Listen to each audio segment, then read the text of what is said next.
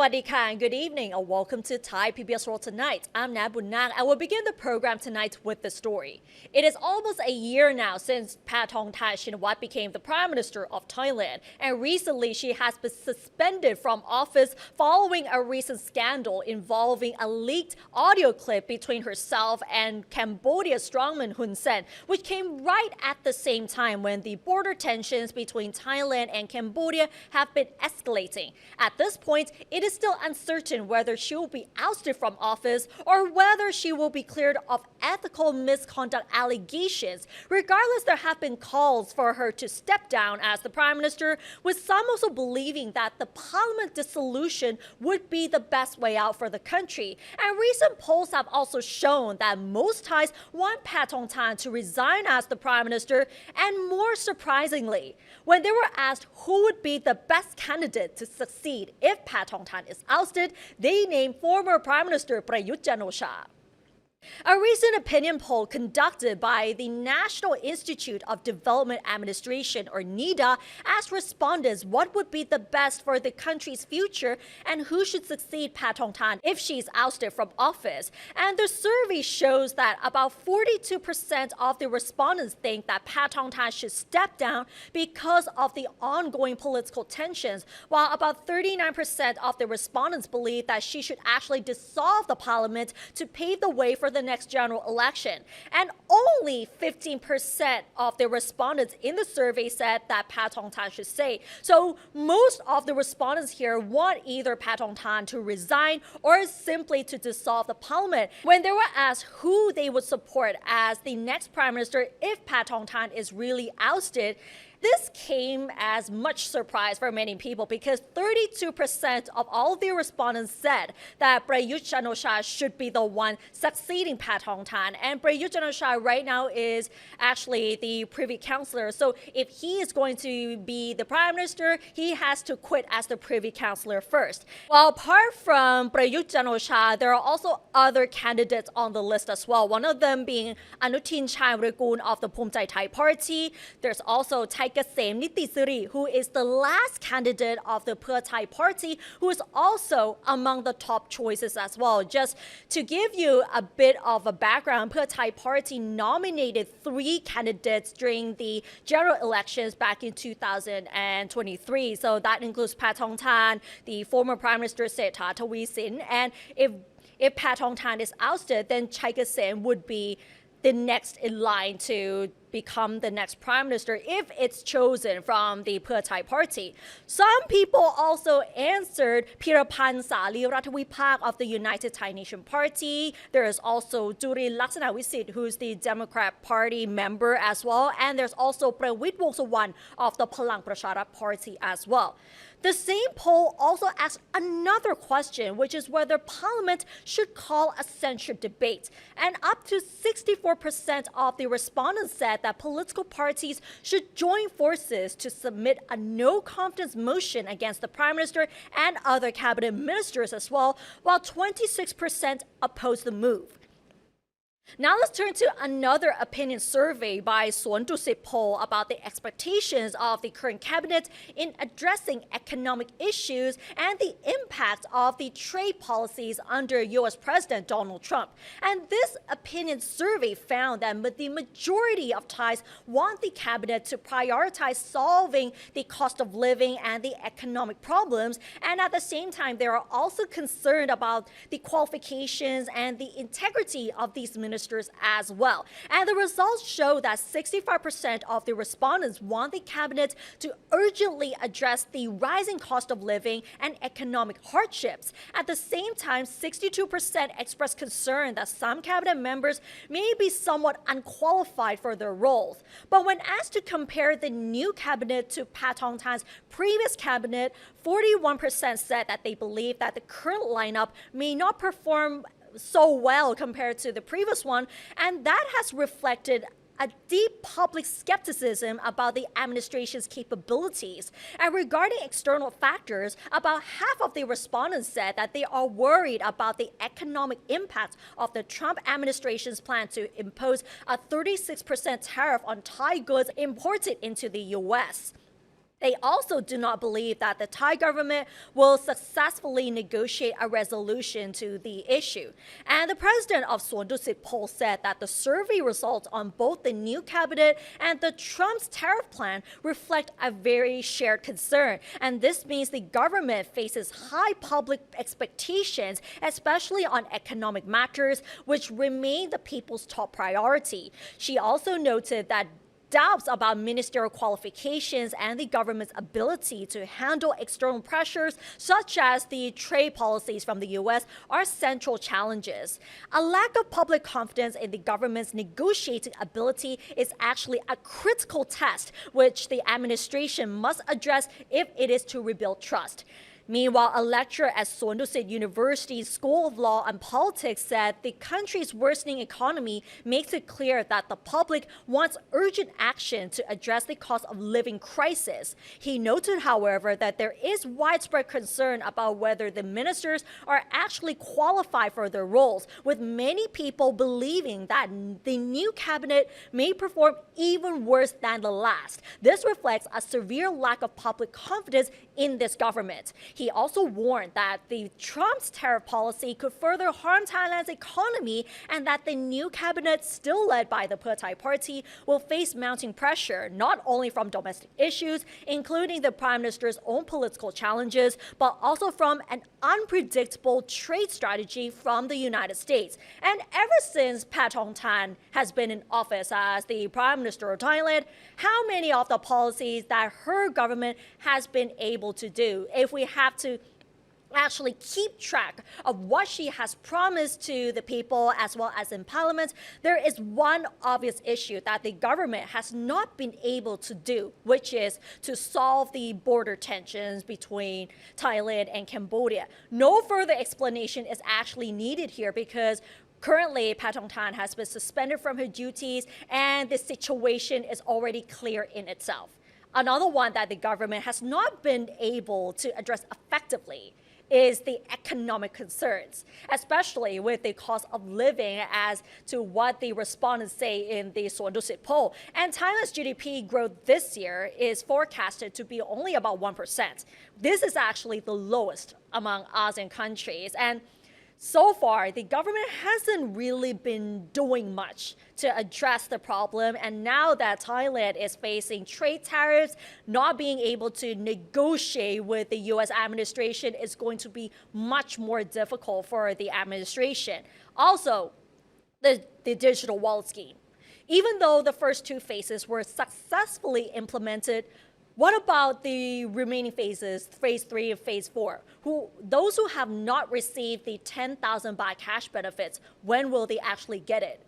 The government said that it is indefinitely postponed because they have to prioritize the cushioning the impacts from the trade tariffs. But then this is still up in the air, isn't it? And most recently with the entertainment complex bill, which has already been dropped because of the backlash from the public and also the conflicts within the coalition. So the entertainment complex bill is also one of the key policies by the Phra Thai-led government, but then it is now stalled. So when they will actually accomplish this? But even with that said, there are still some successes under this administration, apart from trying to promote the soft power strategy here and there. There are still other successes, such as legalizing marriage equality, reducing the electricity costs, the SkyTrain fares that have already been reduced. They have also implemented debt relief measures as well, and tackling call center scammers. We have to say that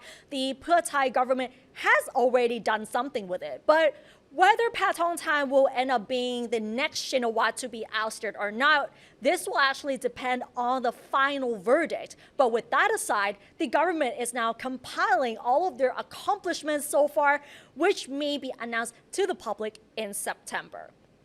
And now let's move on to the scandal involving monks. When monks are supposed to be setting a good example for people in following Buddhist teachings, there are some of them who don't. Over 20 senior monks from famous temples in Thailand have been implicated in sex scandals with a woman, widely known as Si Gagov. These monks were suspected to have intimate relationships with a woman. And according to police, they have confiscated 5 smartphones from the woman and have found shocking evidence here, which are videos and audio clips featuring intimate relationships between these senior monks and the woman in question. Not to mention that there is also huge money transactions between the senior monks and the woman, and that has proven the relationships between both sides. And based on the police investigation so far, the 4 other senior monks were found to have transferred money into the bank accounts of the woman and to have engaged in line chats or close relationships with her, but none of them have agreed to leave the monkhood. And police said that some of the monks claimed that they merely gave money to the woman for merrymaking and denied having any intimate relationship with her. And following the scandal, at least 7 of those senior monks have left the monkhood. And this has caused widespread shock here because people have begun to lose faith in monks because of how many of them have been involved in forbidden acts. And for this case is the sex scandal. And while the cases are under police investigation, this is what the related authorities have done so far. And the Sangha Supreme Council, the governing body of the Buddhist order in Thailand, has agreed to cooperate fully with the police in their investigations of sex scandals in which a group of senior monks are allegedly implicated. The Deputy Commissioner of the Central Investigation Bureau called on Somdet Paetongtarn, a member of the Sangha Supreme Council, at a temple on Saturday to discuss the scandals, and the council actually agreed to take action against monks who refused to cooperate with the police. And previously, the National Office of Buddhism was considering reviving a bill concerning the ethical conduct of Buddhist monks and their followers to allow for criminal penalties to be imposed upon both clerics and lay people who cause damage to Buddhism. And according to the vice president of the Tama Army Lawyers Foundation, this is actually time for the bill to be revived in the wake of a series of sex scandals that shook the country. He noted that a monk having an intimate relationship with a woman is regarded as the worst violation, which warrants the monk being defrocked. And he pointed out, however, that there are no legal penalties for the actions of such unruly monks or the lay people involved. And in many cases, most of the affected monks choose to leave the monkhood to evade the prospect of being defrocked and escape scot-free, and despite the damage they cause to Buddhism and the credibility of the monastic circle itself. He also commented that this is a big loophole in the Thai law, as he cited the case in Laos where a monk and a lay follower involved in a sex scandal can both face prison terms of up to 3 years as well as heavy fines if convicted.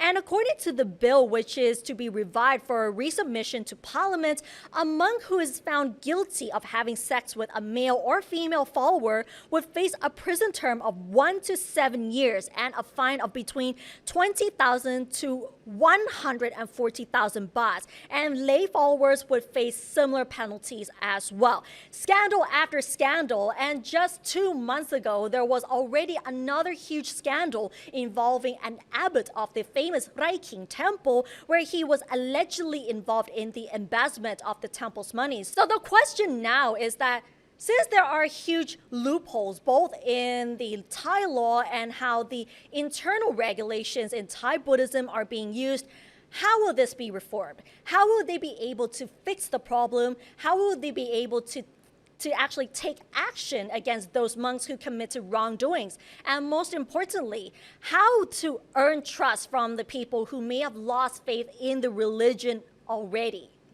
This is going to be a very hard and complicated challenge, and right now, no one knows how this scandal will actually end.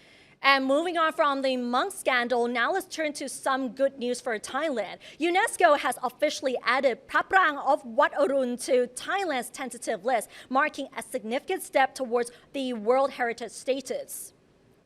UNESCO has officially acknowledged Thailand's submission, confirming that Phra Prang of Wat Arun Rajawararam has been included in Thailand's tentative list. This was confirmed in a letter dated back in April, which is belatedly released to the public. The letter congratulated Thailand on its nomination and stated that the submitted documentation met the guidelines of the World Heritage Convention. The tentative list consists of sites that member countries intend to nominate for World Heritage status in the future. So being included in the tentative list is very important because that would be the first step towards being recognized as a World Heritage site. And if a historical site is not listed here, it means it cannot be proposed for World Heritage status in the future. And currently Thailand has 7 sites on the tentative list, 6 are cultural sites and 1 natural site as well. And that includes the ensemble of the Phnom Rung, Mueang Tam, and Plai Bat sanctuaries, the monuments, sites, and cultural landscape of Chiang Mai, the capital of Lan Na, Phra Tháp Phnom, its related historic buildings and associated landscape, Songkhla and its associated lagoon settlements, Wat Phra Maha Thát Wara Maha Vihan in Nakhon Si Thammarat, and also the Phra Prang of Wat Arun Rajawararam in Bangkok as well. And there's also one natural site, which is the Andaman Sea Nature Reserves of Thailand. Meanwhile, there are already 8 UNESCO World Heritage sites. And the cultural sites include Sukhothai historic towns, the historic city of Ayutthaya, Ban Chiang archaeological site in Udon Thani province, Sithep historical park in Phetchabun province, and Phu Phra Bat historical park in Udon Thani province. While the natural sites are Thung Yai Hui Kha Kheng wildlife sanctuaries, Dong Phaya Yen Khao Yai forest complex, and Gang Krajan forest complex. And following the update, the suspended Prime Minister and currently the Culture Minister Paetongtarn Shinawatra said that she has been informed by the Thai delegation who attended the 47th session of the World Heritage Committee last week at the UNESCO headquarters in Paris. And they said that the committee acknowledged the inclusion of Wat Arun on its tentative list. She stated that this update is meaningful to Thailand and marks the first step towards nominating Phra Prang Wat Arun as a World Heritage Site. And Wat Arun is one of the most beautiful temples here in Thailand and in Bangkok as well. And I've been there a few times and it's definitely worth a visit. And of course, if Phra Prang Wat Arun is included in the World Heritage list, I'm pretty sure that more people will be visiting very soon. And so if you have the chance to come to Thailand, do come and visit this iconic temple before it gets way too crowded. All right, and that's all for this edition of Thai PBS World Tonight. Join us every Monday and Tuesday at 6 p.m. on Thai PBS World's Facebook and YouTube Live. And don't forget to follow us on social media and our website, thaipbsworld.com, for all the latest stories and analyses about Thailand. Thanks for watching, and we'll see you tomorrow. Sawasdee ka.